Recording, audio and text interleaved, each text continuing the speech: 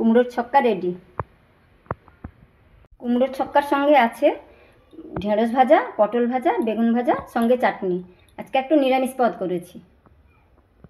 কেমন লাগছে দেখুন। নমস্কার দর্শক বন্ধুরা, আমি দুর্গা ইজি কুকিং থেকে বলছি। আজ আমি করব কুমড়োর ছক্কা। চলুন দেখে নিই তাতে কি কি লাগছে তাতে ডুমো করে কাটা আলু সেদ্ধ, ডুমো করে কাটা কুমড়ো, তার সঙ্গে একটু ছোলা সেদ্ধ দেব, আর কাজু বাটা দেব, আদা বাটা দেব, নুন হলুদ তো আছেই।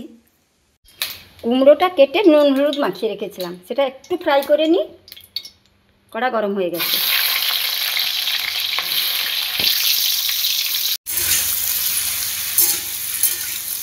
একটু তার জলটা মরে যাক।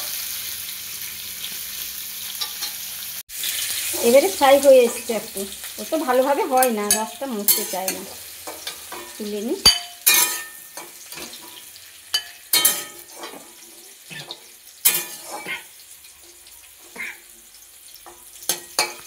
চলুন, এবারে তেলটা গরম হয়ে গেছে, তাতে একটু গরম মশলা, গোটা গরম মশলা ফোড়ন দিলাম। আগে আদা বাটাটা দিলাম,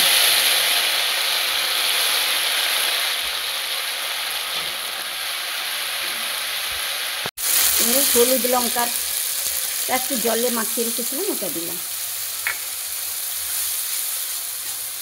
সঙ্গে একটা বড় টমেটোও দিয়ে দিলাম।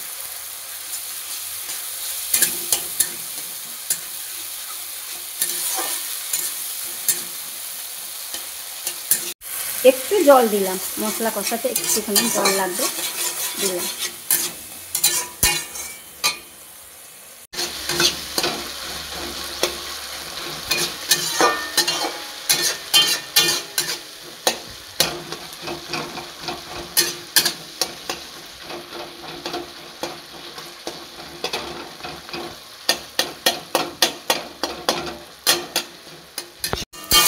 এবারে সবজিটা দিয়ে দিলাম।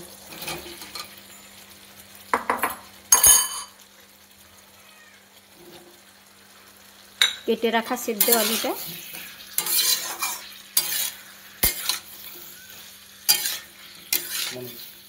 সেদ্ধ করা ছোলাটা দিলাম। ভাজাতে একটু নুন ছিল, তাও একটু লাগবে।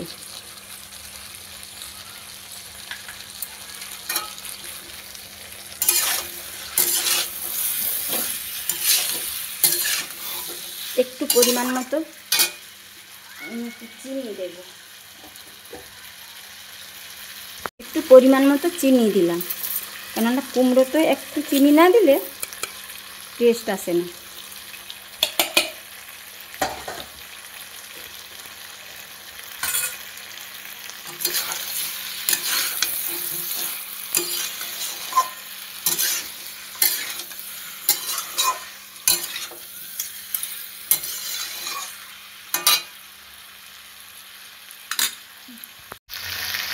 জলটা দিয়ে দিলাম, বেশি দেব না, একটু মাখো মাখো হবে।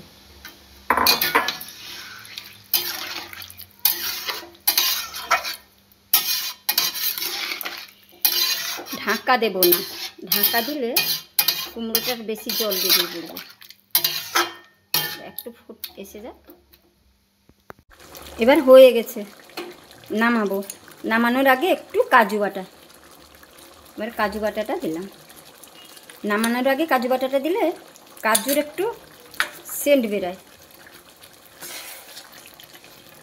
গ্যাসটা অফ করে দিলাম।